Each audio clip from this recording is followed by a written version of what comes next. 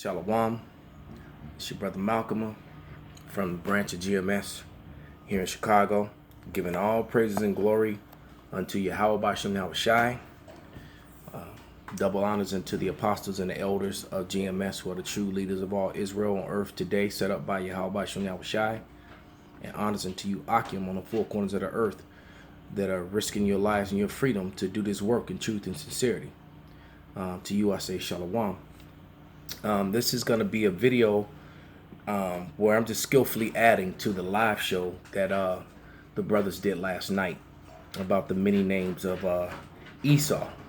Okay, and just going to expound a little bit on a few things that they read, which exposes who Esau Edom is. And I'm going to open with two scriptures, and then I'm going to read an account from the Josephus that they read last night, but I'm going to read a little bit further. Okay, first scripture is Isaiah 25:7, and he will destroy in this mountain the face of the covering cast over all people, and the veil which is spread over all nations, because Esau spread a veil over all nations, hiding who they were, and more importantly, hiding who he is.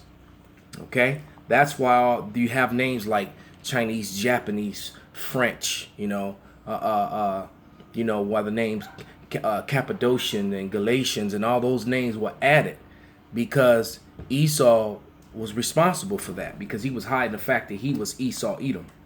Okay, because the Edomites, the heads of the Edomites, have always known that the Edomites, and always known that they only had a period of time where they would rule, and they've been trying to figure out how to get around their destruction and their captivity. All right, next scripture is Matthew, the 10th chapter, the 26th verse. Fear them not, therefore, for there is nothing covered that shall not be revealed, and hid that shall not be known. So everything that they've tried to hide is going to be to their own destruction. They're going to be revealed, man. Just like they're trying to demonize us by collecting up. I can only imagine how many of my videos that I've made that they're going to soundbite and edit out all the edifying history and proof, and only play the portions that they want to be played to try to make it, say something that is not being said. All right, we got our own people that do that to us. All right, that instead of defending the gospel and edifying their people, you got brothers who rather do that to me or other brothers, instead of exposing who their enemy is, because a lot of them are sellouts and turncoats, man. All right, they took payouts, which you make a deal with the devil, you're gonna get burnt. Okay, but I'm gonna go into the Josephus. This is the complete works of Josephus, Flavius Josephus. Josephus was an Israelite, was a Jew, who the Roman Empire, basically he was like a turncoat too, in a sense, because he wrote down all the things that was done to his people, but yet for some reason he was immune to everything that they went through. So that's what makes him questionable, because he was allowed to write out his work, and some of it was condemning to the so-called white man. Little did they know that, but he exposes a lot of the things. And basically in the first chapter, in the 5th and 6th, and so this is the first chapter, which is 1. When you get to 5 and 6, that's some of the most condemning evidence to prove what we always say about Esau Edom, how he covered up the nations and took on their nationalities and changed all the names of everybody in it. And there's a historical account right here in the Flavius Josephus. And when you read the Flavius Josephus, it lines up with linear history, Salakia, with secular history, and it lines up with biblical history. All right, and secular history lines up with biblical history. You often hear us say that the Bible is the most accurate history book ever written, and it is, because when you go and do your diligent studies of secular history, you're gonna find that it lines up with the Bible, especially once you identify who the nations are. Okay, hence the reason why Esau changed the names, because he didn't want that to happen. All right, so anyway, starting at chapter 5, and I'm gonna read it. It says, I'm going to start where I highlighted. It said, there are some who pass over the sea in ships and inhabited islands.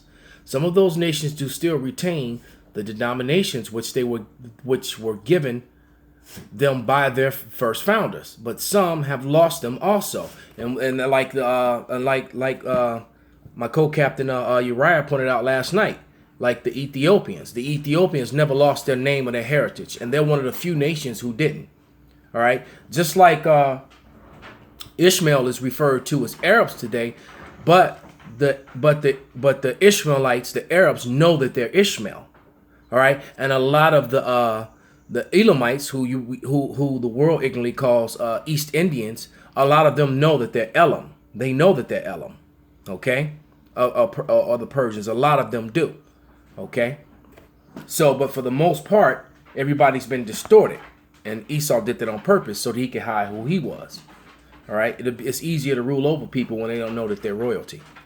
All right, when they think they're just a peon or a Gentile. Okay. So it says,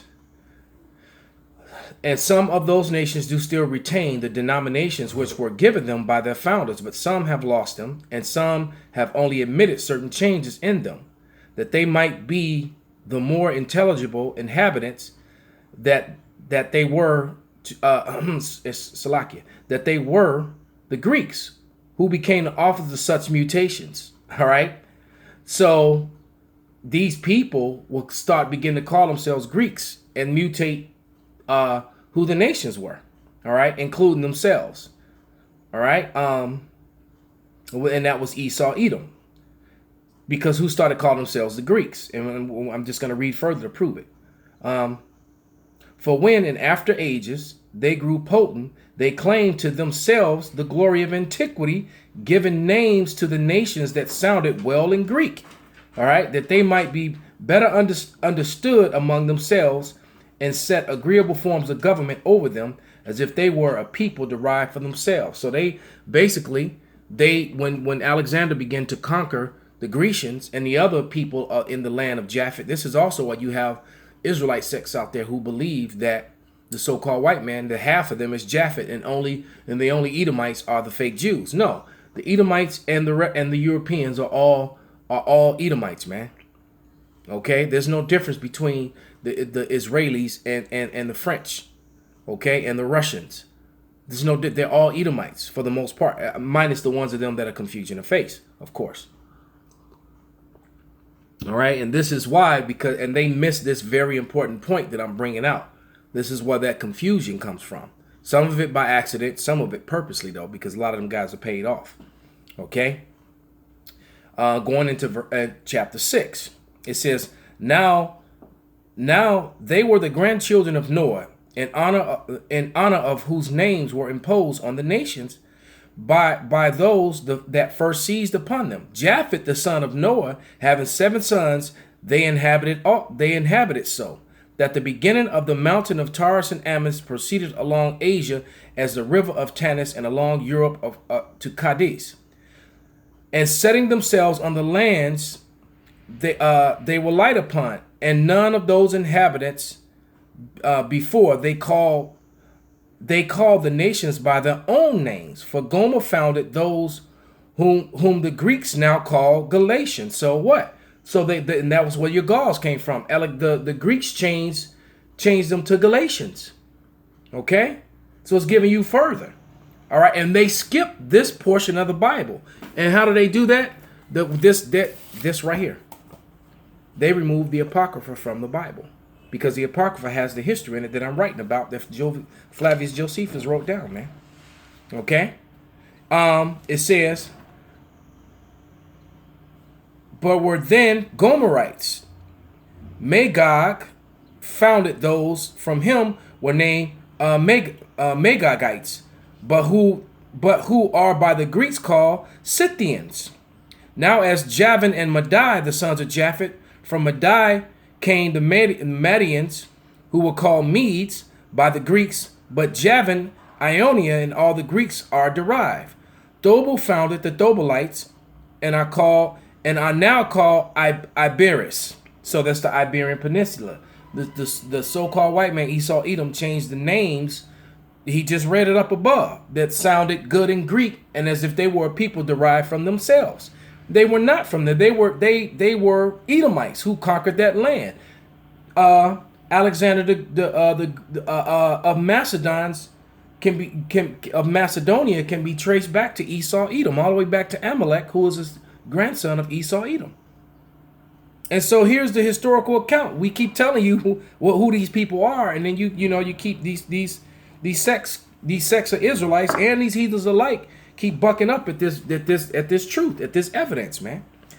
That's what Esau does. He ignores facts when they come out, or he demonizes them, or he'll tell you you're a terrorist. Anyone who opposes or stands up for the truth in this society, no matter what nation you're from, whether you're an Israelite or Edomite, you're deemed a terrorist, man. Okay?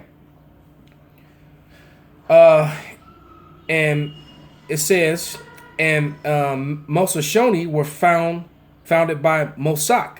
Now they are Cappadocians. There is also a mark of their ancient denomination still to be shown. But there is even now among them a city called Mazaka, which may inform those that are able to understand that so was the entire nation once called Thrace, also called those who were ruled over Thracians. But the Greeks changed the names to Thracians, but the Greeks changed the name to Thracians. All right. When you watch and it goes on to talking about Cappadocia and all these different places, and how the Edomites, who are now calling themselves Greeks, were changing the names of all the people throughout known Europe, the so-called Middle East, and in the northern parts of Africa. They were changing the names of everyone. All right. And I'm going to read the account in the Apocrypha to solidify it, man. And then show a couple of images just to prove my point, to be accurate and correct. All right. And it happened. And this is First Maccabees chapter 1.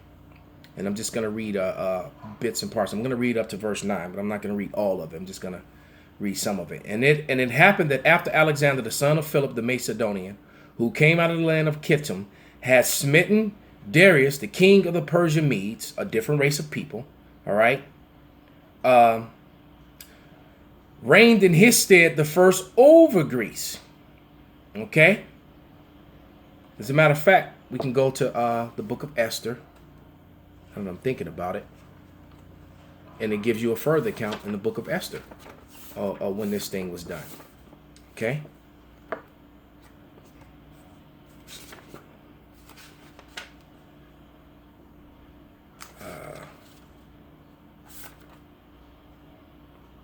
I think it's in.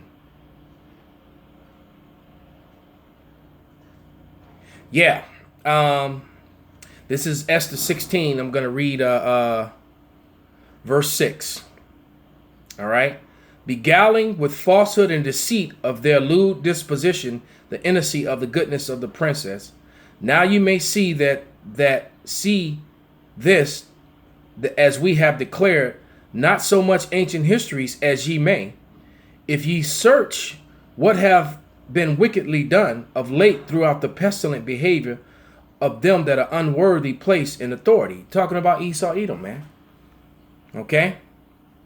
Verse 10. For Ammon, a Macedonian, a son of Amatha, being indeed a stranger from the Persian blood, they weren't Persian, and far distant from our goodness, he wasn't an Israelite, a stranger received of us. Jumping down to verse 13. Having by manifold and cunning deceit sought of us the destruction, as well as the Mordecai's, who saved our life from continually procured of our good, as also of blameless Esther, partaker of our kingdom with their whole nation. For these means he thought, finding us destitute of friends, to have translated the kingdom of the Persian Medes to the Macedonians, right? Which they were claiming to be. They had already conquered the Macedonians and started calling themselves that. All right. I just gave you Flavius Josephus' account of when they were changing the names of the nations and started calling themselves by the names of Greeks when they weren't. Why? Because Esau Edom has been running from his fate, running from who he is. Just like it tells you in that book that's now almost $2,000 the who is Esau Edom, because I just looked at it again. It was $1,900 for a copy of that book when I bought it for about $20 about 9 years ago, man. Okay, because there's some serious incriminating and real history in it that proves to you that Esau has been covering his tracks from the very beginning. All right, he's an identity thief and the real terrorist. Okay, going back to the book of Maccabees. And I'm going to read from verse 7 all the way down to 10. And it says, so Alexander reigned 12 years and then died, and his servant bare ruled everyone in his place. And those were his 4 generals. All right. And, which was Ptolemy, Cassander, Seleucus, and Lysimachus, if I remember correctly. All right. And his servants bare rule everyone in his place, and after his death they all put crowns upon themselves, so that their sons after them many years, and evils multiplied in the earth.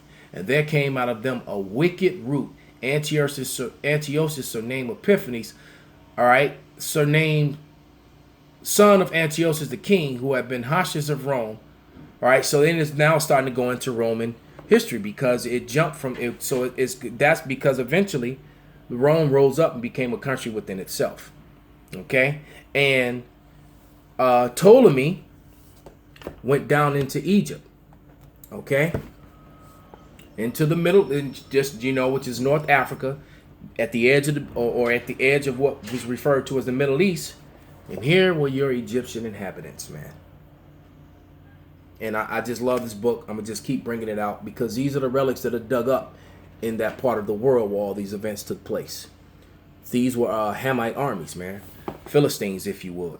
Okay? Let's go to page 88. Okay? Well, now that I'm here. But yeah, so here you have the Arabian Peninsula, Mount Sinai, and all up above is Damascus, and and this is Libya over here. But yeah, this is the Far East part of Africa going into the so-called Middle East. And these are these is where all these relics were dug up at, and these relics were not those of so-called white people. That didn't happen until Ptolemy went into there. That's when this happened, when the Ptolemies went in, because just like Alexander started calling themselves Grecians, the Ptolemies started calling themselves Egyptians, right? And then and now you got Ishmael in there too. But let's go to page 88.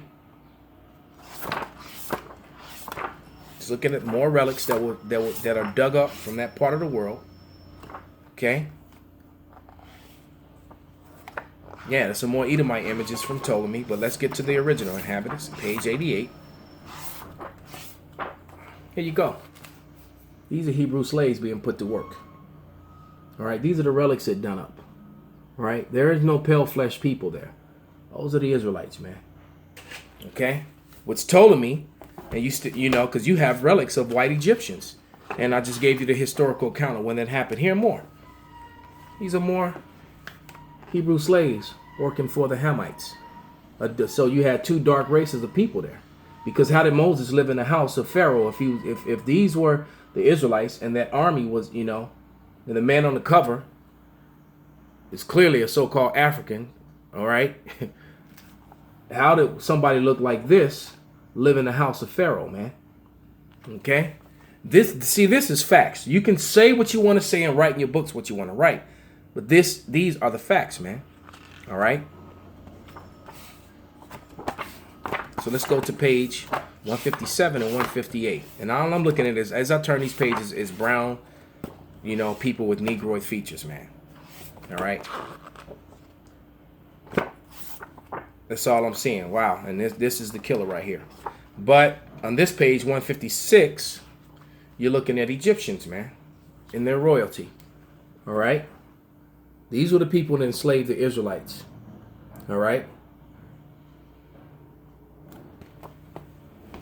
Mizraim, if you would. All right? And these are the actual Israelites in slavery, building the pyramids. There's no so-called white people among them. But what does Esau Edom does? He'll show you the people from this part of the world, from Israel, is looking like this. I decided to show this because this is a children's book, but this is what they do. They get you young. All right. They get you young. And this is supposed to be Isaac being born. All right. But but you know, if Isaac was red, it would have said that Isaac came out red. But it didn't. It said Esau came out red. So they're showing you the Israelites. This is supposed to be the 12 patriarchs, man. Okay? Well, we're going to have fun with this book. Especially, this is supposed to be Joseph. Okay, hold on. That's supposed to be Joseph. Look on the back. The relics that are dug up in Egypt, what the so-called white man puts up. The relics that are put up in Egypt, Egyptians, what the white man puts up. So-called white man, who was Esau Edom. Hey, so with that, I hope this was an edifying lesson that Esau Edom and all his followers and supporters were cut to the heart. All right? And with that, I'm going to say shalom.